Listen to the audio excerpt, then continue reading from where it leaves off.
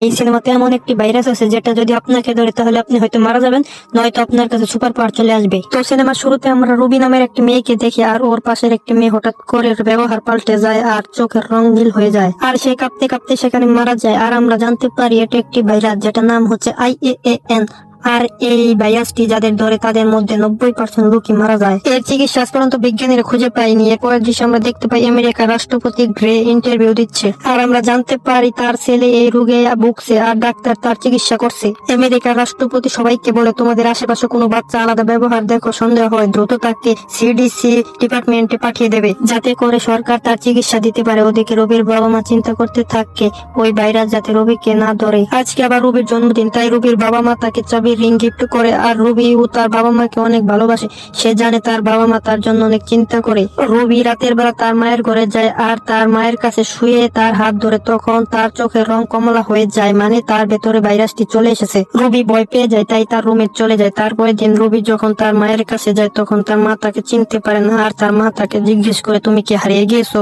রবি তাদের বোঝানোর চেষ্টা করে সে তাদের মেয়ে, কিন্তু তার মা তাকে চিনতে পারে না। এরপর সে রুবিকে গ্যারেজে বন্দি করে দেন। তারপর দেখি দুজন আর্মি রুবিকে ধরে নিয়ে যায়। এরপর আমরা জানতে পারি ভাইরাসে আক্রান্ত সকল বাচ্চাদের আর্মি নিয়ে যাচ্ছে, কারণ এই ভাইরাস যাদের ধরেছে, এই ভাইরাস থেকে যারা বেঁচে যায় তাদের মধ্যে অসাধারণ সুপার পাওয়ার চলে আসে, যেটা একটা ভয়ঙ্কর ব্যাপার। মানে একটা বাচ্চার মধ্যে যদি মুখ থেকে আগুন বের হওয়ার পাওয়ার আসে তাহলে সেটা কতখানি বিপজ্জনক হবে।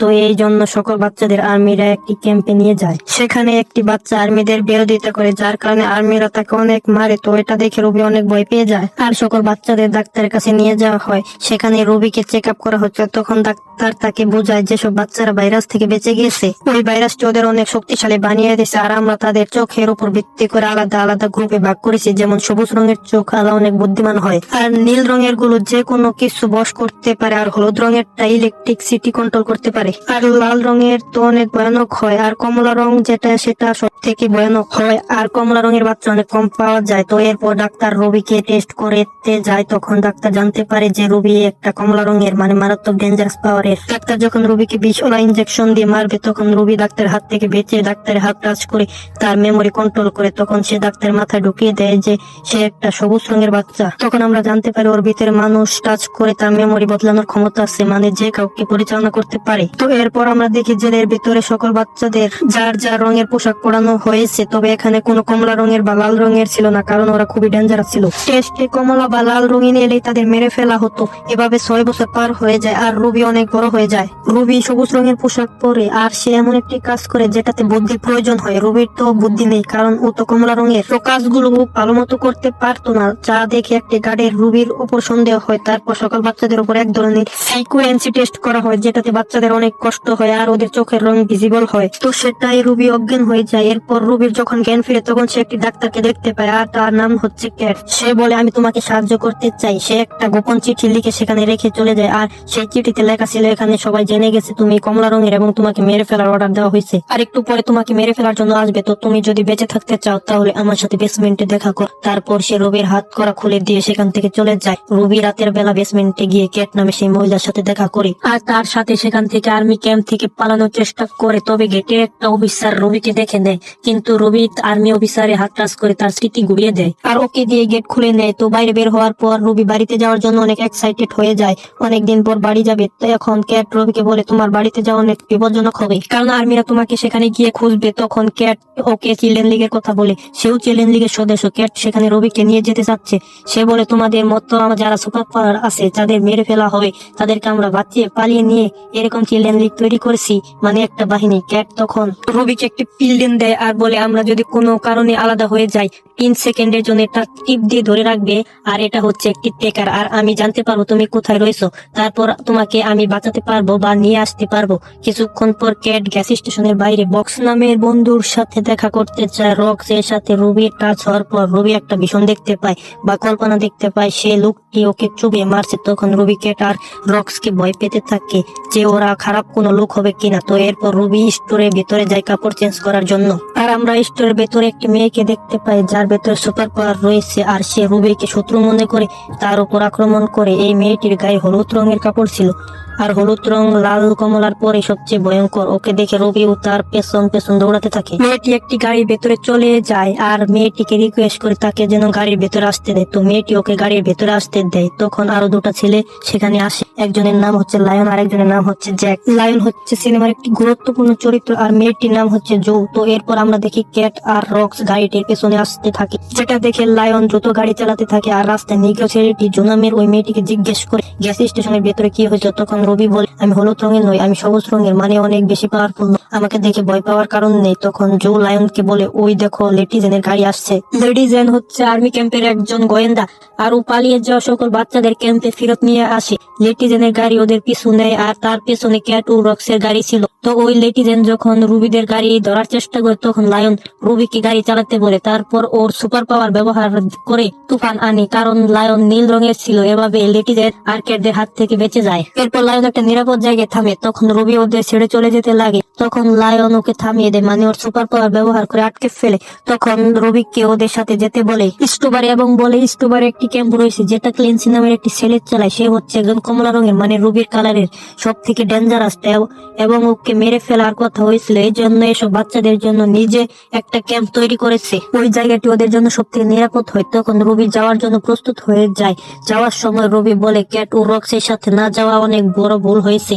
কিন্তু লায়ন রবিকে বলে ক্যাট অনেক খারাপ, ও একটা আর্মি বানিয়ে আমাদের ব্যবহার করতে চায় সরকারের সাথে লড়াই করার জন্য।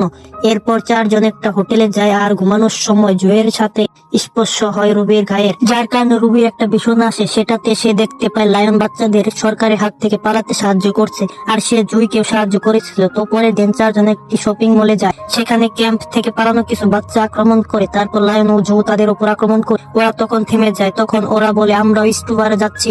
তারা স্টুবারে একটি ক্লু পায় স্টুবারটি কোথায় থাকতে পারে, কিন্তু রুবি স্টুবারে যেতে চায় না। ও চায় ও বাড়ি যাবে। এরপর রুবিকে বাড়ির সামনে নামিয়ে বাকি সবাই স্টুবারের দিকে যায়। বাড়ির ভেতরে যাওয়ার আগে রুবি মাকে দেখে, কিন্তু বুঝতে পারে ওকে ওর বাবা মা চিনতে পারবে না। এর জন্য সে ভেতরে না গিয়ে কান্না করে সেখান থেকে চলে আসে। কেন তার বাবা মা ওকে চিনতে পারছে না সেটা আমরা একটু পরে জানতে পারবো। রবি যখন কান্না করতে করতে বাইরে আসে তখন সে লায়নকে সামনে দেখতে পায়। তখন লায়ন বলে, তুমি বিশ্বাস রাখো, আমি তোমাকে ছেড়ে যাবো না কখনো। রবি আর লায়ন যখন ওদের গাড়ির কাছে আসে তখন লেটিজেন লায়নকে মারা শুরু করেছে আর দেখে জ্যাক আর জুকেও বেঁধে রেখেছে। এরপর যখন লেটিজেন রুবিকে মেরে ফেলবে তখন রুবি তার সুপার পাওয়ার ব্যবহার করে ওই মহিলার স্মৃতি পাল্টে ফেলে এবং রুবি মহিলাকে বলে সোজা জঙ্গলের দিকে যেতে আর কোথাও যাতে না থামে। আর রুবি এই পাওয়ার দেখে সবাই বুঝে যায় রুবি কমলা রঙের, সবুজ রঙের নয়, মানে সব থেকে ডেঞ্জারাসটা। রুবি এত শক্তি ব্যবহার করে যার কারণে সে অজ্ঞান হয়ে যায়। জ্ঞান ফেরার পরে রুবি লায়ন, জু আর জ্যাসকে ছেড়ে চলে যেতে চায়, কারণ ওর রং কমলা, এই কারণে হয়তো ওরা ভয় পাবে। কিন্তু এমনটা হয় না, উল্টো ওর সঙ্গ দিতে থাকে। এরপর গাড়ি জঙ্গলে রেখে স্টোবারে চলে আসে। সেখানে আসার পর স্লিপ কিটের কাছে নিয়ে যাওয়া হয়। স্লিপ কিটটা অন্য কেউ নয়, ছিল রাষ্ট্রপতির ছেলে ক্লেন্সি। কারণ রাষ্ট্রপতির ছেলে কমলা রঙের ছিল, সে ঠিক হয়নি, এর জন্য সে ক্যাম্পে চলে এসেছে। তারপর ওদের ক্যাম্পে স্বাগত জানায়। পরের দিন রুবিও তাকে বলে, আমি কমলা রঙের। তারপর সে রুবিকে বলে, আমি তোমাকে কমলা রঙের শক্তি ব্যবহার করা শেখাবো। তারপর ক্লেন্সি রুবির হাত ধরে দেখে সে জানতে পারে রুবি তার বাবা মার হাত ধরে তাদের স্মৃতি মুছে দিয়েছে। ওই প্রথম যখন রুবির কাছে ভাইরাস আসে তখন তো ওর মার হাত ধরা ছিল, তখনই ওর বাবা মায়ের স্মৃতি মুছে দিয়েছে যাতে রুবি যাওয়ার পরে ওর বাবা মা কষ্ট না হয়। এরপর ক্লেন্সি রুবির পাওয়ার সঠিক ব্যবহার দেখে অনেক মুগ্ধ হয়। রুবি বলে, আমি নিজেই তো জানি না আমি কিভাবে এটা করেছি। আর কিছুক্ষণ পর রুবিকে জেসের সাথে বসে থাকতে দেখা যায় আর সে রুবিকে বলে, আমি আমার বাবা মাকে অনেক মিস করছি, আমি শুধু একবার কথা বলতে চাই। এরপর আমরা ক্লেন্সিকে দেখি তার ল্যাপটপে আর্মিদের চিফের সাথে কথা বলছে। আমরা জানতে পারি ক্লেন্সি আসলে আর্মিদের গোয়েন্দা হিসেবে কাজ করছে, মানে ওখানে একটা ক্যাম্প দিয়েছে পৃথিবীর আর কোথাও তার কোনো কমলা রং নেই। ও নিজেও কমলা রঙের, যাতে বাকি সব বাচ্চা ওর কাছে পালিয়ে চলে আসে, যাতে আরেকটা কমলা রং থাকলে সেটাকে মেরে ফেলতে পারে। তখন হঠাৎ করে সেখানে রুবি চলে আসে, বলে তোমার ল্যাপটপ থেকে চেস তার বাবা মাকে কথা বলিয়ে দিতে পারে। ক্লেন্সি বলে, ঠিক আছে, এর বদলে আমাকে স্মৃতি মোছার পদ্ধতি শিখিয়ে দাও।